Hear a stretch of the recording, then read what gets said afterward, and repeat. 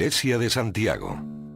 Es una de las primeras parroquias cristianas tras la conquista de Málaga por los Reyes Católicos. Su fundación es de 1490. En aquel momento estaba cerca de una mezquita y la influencia del arte musulmán es muy visible en la torre cuadrada, construida, en principio, como un alminar separado del cuerpo principal, en un bello mudéjar con un paño de seda almohade en uno de sus cuerpos, quedando unida al resto ya en el siglo XVI.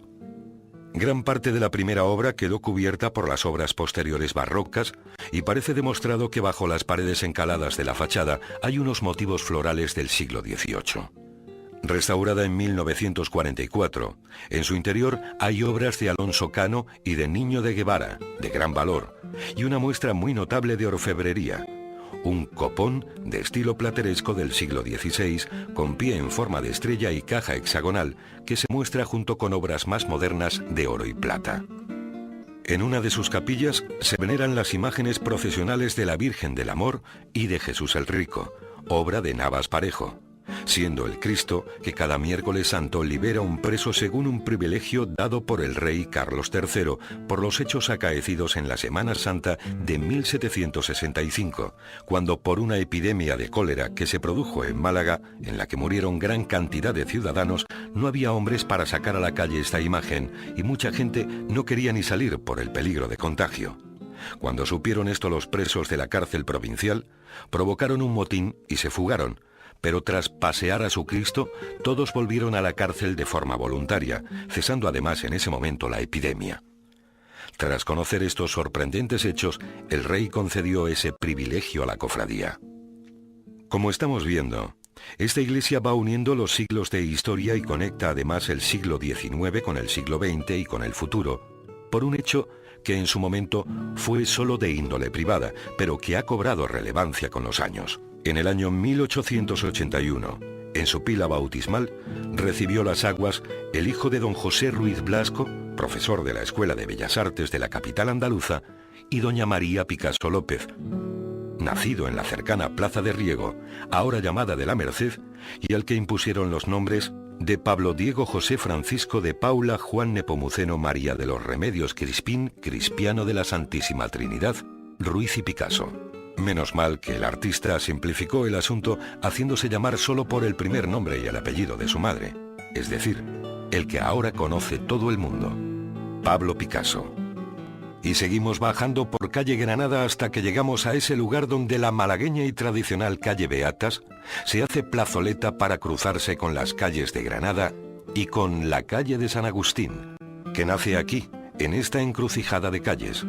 Fue una calle llamada tras la conquista de Málaga por los cristianos como Calle de los Caballeros, por la gran cantidad de caballeros cristianos que se avecindaron allí, construyendo sus palacios sobre los de los antiguos musulmanes. También estaba aquí la morería, una parte reservada a las 25 familias nobles mudéjares que se quedaron y que tenían sus baños, su mezquita y un horno. En el siglo XVI se le cambió el nombre al establecerse en ella un convento de agustinos, pero sigue siendo una de las calles que mejor ha conservado su estructura tradicional. Y cuando entramos en ella, justo a la izquierda vemos el Museo Picasso. El Museo Picasso, inaugurado en octubre de 2003, está en el antiguo Palacio de Buenavista, donde estaba el antiguo Museo de Bellas Artes de Málaga. Fue durante mucho tiempo el referente de la pintura y las artes de Málaga, con unas importantes colecciones, hoy en el edificio de la Aduana, para el futuro Museo de Bellas Artes. El edificio es un palacio del siglo XVI, adquirido por la Junta de Andalucía en 1996, que fue remodelado uniéndosele otros edificios. Tiene la particularidad de una portada totalmente en piedra, lo que no es muy habitual en Málaga, y un bello patio interior con arquerías.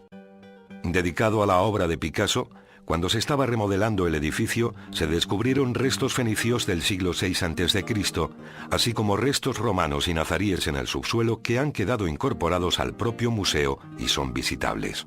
Depende de la Fundación Museo Picasso, constituida en 1997, y es de carácter cultural y privado, en el que la Junta cede el uso del palacio por 50 años y los herederos de Picasso ceden las obras expuestas. Hay que hacer notar que Picasso es el artista considerado más importante del siglo XX y el que tiene más obras expuestas en mayor número de museos que cualquier otro artista, y el que sigue estando siempre de permanente actualidad en subastas y exposiciones por todo el mundo. Un artista en constante evolución que con las señoritas de Aviñón marcó el inicio formal del cubismo y el comienzo de las revoluciones artísticas del último siglo. Es un pintor que a su arte unía una gran capacidad de trabajo, lo que sumado a su longevidad hace que su obra sea además numerosa y evolutiva, habiendo pasado por varias épocas muy diferenciadas. Murió en Francia en 1973 a los 91 años de edad. Le invitamos a entrar a este museo para conocer en vivo parte de la obra del malagueño más universal. Continuamos la bajada por calle San Agustín hasta que encontramos a la izquierda el antiguo Museo Municipal. Antiguo Museo Municipal. Está situado junto a los jardines de la iglesia de San Agustín. Llegamos ante la portada principal del antiguo convento de San Agustín, construido entre finales del siglo XVI y principios del XVII, y que ha sido siempre una de las señas conocidas de Málaga, tanto por su importancia docente y civil como por el lugar donde está situado, una de las calles más tradicionales de la ciudad. El edificio actual, ya muy cambiado, está organizado en dos patios y el principal, ya del siglo XVIII, es el que está al fondo, con una galería porticada y arcos.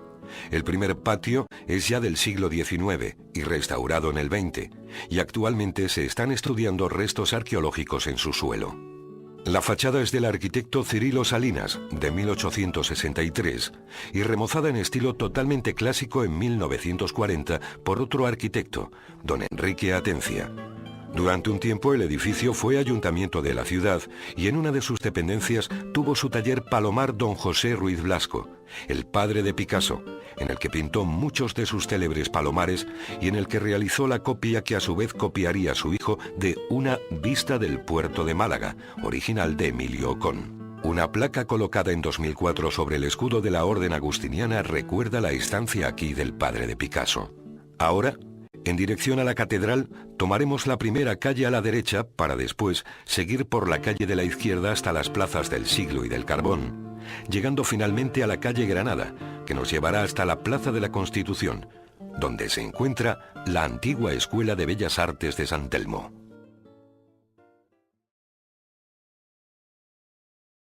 Antigua Escuela de Bellas Artes de San Telmo. Situada junto a la Plaza de la Constitución, es hoy sede del Ateneo. Este edificio, en la entrada de la calle de la Compañía, fue en principio una parte añadida al antiguo templo de la Orden de los Jesuitas para construir y albergar el antiguo colegio noviciado de la Orden. Originalmente realizado hacia 1590, es un edificio que ha sufrido numerosas y grandes transformaciones, tanto en su estructura como en su empleo. En principio concebido para albergar a los novicios de la Orden en lo que fue convento de los jesuitas allá por los siglos XVII y XVIII, después fue escuela de náutica. Posteriormente, ya en el siglo XIX, Escuela de Bellas Artes de San Telmo, donde el padre de Picasso, don José Ruiz Blasco, era pintor y profesor de dibujo lineal y adorno, siendo por tanto la primera vía de contacto de Pablo Picasso con los estudios clásicos, aunque nunca llegó a cursar estudios en él, dado que su padre fue trasladado. Pero es indudable que el ambiente didáctico y la atmósfera docente de la escuela, transmitida por don José, que era además conservador del Museo de Bellas Artes, marcarían la impronta del joven Pablo, del que hay que recordar que sus primeras obras, tales como la Primera Comunión o la obra Ciencia y Caridad, con la que obtiene una mención honorífica en la Exposición Nacional de Bellas Artes de 1897, tenían ese aire clasicista y académico del que después fue evolucionando. Una parte del edificio era Escuela Femenina de Magisterio y Escuela de Artes y Oficios Artísticos en el siglo XX, manteniéndose actualmente un colegio público en esa parte,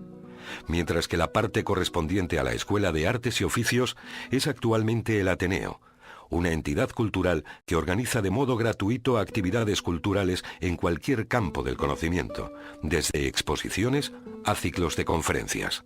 Aunque en su interior ha sufrido modificaciones importantes para adecuarse a estos usos,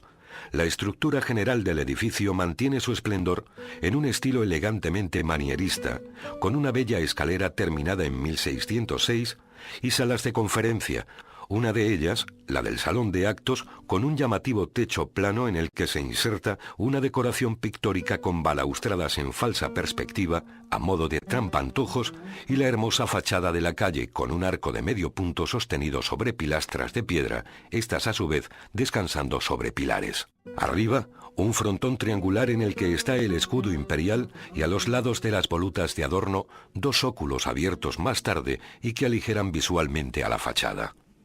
Y esta ha sido la visita por lo que hemos dado en llamar Ruta Picasiana, de la que por estar fuera de un recorrido lógico, se han tenido que dejar lugares tan cercanos al pintor como el lugar donde asistía al colegio, el de San Rafael, que estaba en el número 20 de la calle de Comedias, el antiguo conservatorio de María Cristina o el Instituto de Segunda Enseñanza de la calle Gaona, y cómo no, para un aficionado a los toros como Picasso, la Plaza de Toros de la Malagueta, todos lugares dignos de ser visitados.